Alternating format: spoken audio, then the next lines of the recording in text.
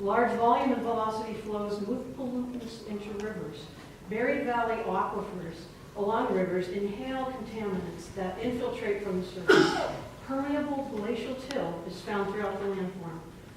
Several popular lakes, including Lake Panorama, are now contaminated by CAFO invasions of the landscape. The Des Moines Lobe, that's my home territory, has subsurface linked depression systems promoting lateral movement of groundwater. Pollution from a point source can infiltrate from the surface.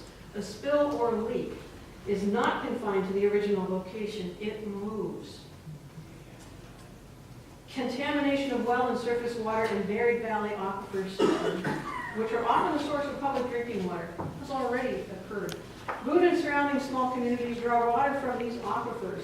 Boone's water system was contaminated this summer with nitrates, exceeding allowable limits. Contaminated water was sent to customers before outraged users complained. Statewide nitrate levels at 10 parts per million are allowed. Now that's also a national level, 10 parts per million. Yet, the EU uses and operates under the precautionary principle.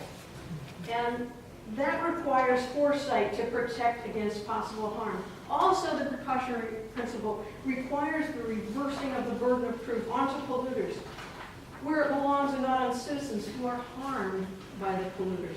Clearly, Iowa's regulatory standards do not protect her citizens. There's CAFO construction surge within the Des Moines River watershed.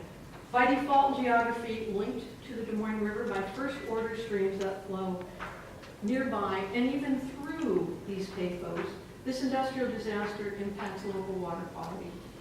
Below the surface, throughout much of Iowa, tiling with thousands of miles of perforated pipe now carries hog sewage, insecticides, fungicides, and herbicides into shallow and subsurface aquifers. I recognize that tile lines were first put, especially in the Des Moines Lobe, which is the most recently released landform from the glaciers. So it's a squishy, wet, water-like topography. So originally tile lines were put in so that we could farm these wetlands. But now they're direct routes of these contaminants. When shallow quaternary alluvial aquifers are aligned along existing river corridors, contamination potential is high. In the presence of artificial pathways, like tile lines, agricultural drainage wells, and drainage ditches, surface liquids get direct access to groundwater. Many communities rely on riparian alluvial deposits for drinking water. Perry and Adele draw water from sand and gravel along the North Raccoon River. Perry uses water from the Beaver Buried Valley Aquifer.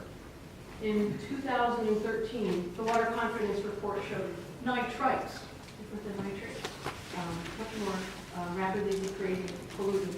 The report claims that septic tank leakage was that point source of pollution. However, leaky hog sewage lagoons and heavy rains sweeping land-applied hog sewage into tile lines is also suspect. Des Moines owns and uses the first acre-foot of water on the Saylorville Reservoir by law. The Des Moines Water Works has the capacity, although expensive, to remove contaminants. Smaller communities do not. Native wildlife, native plants, children playing in surface waters do not have the protection of expensive technical water pollution removal systems. Northwest Iowa plain landform. Soils include pre-Illinois and glacial till and Wisconsin age till. Soils are more compressed, and yet they are still permeable, but not, Peoria Less sits on top of these hill slopes. Peoria Less is stable when it's dry, but it erodes when it's wet.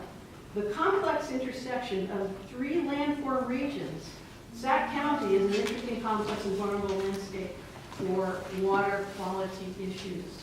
Sac also has the most CAFOs of any county that we've studied. 40% of Sac County sits over the Fremont Buried Valley Aquifer. Sac County manages 7 drainage districts, 2 of which are cooperatively managed, where Buena Vista and Calhoun counties cooperate in the management of these drainage districts. These counties are involved in a lawsuit for contaminating the Raccoon River watershed. Tile lines and agricultural drainage ditches are the causal agents. An aerial view of Sac County looks like the arterial flow pattern in our human body. This configuration also exists in subsurface alluvial aquifers. Sac County is rife for county-wide contamination of surface and groundwater aquifer systems. Given the evident examples of geology, regulatory insufficiency, human greed, it is inconceivable that clean water for humans, native wildlife, and native plants can be held safe when CAFOs are constructed in this system. So let me talk about the Southern Islander Plan.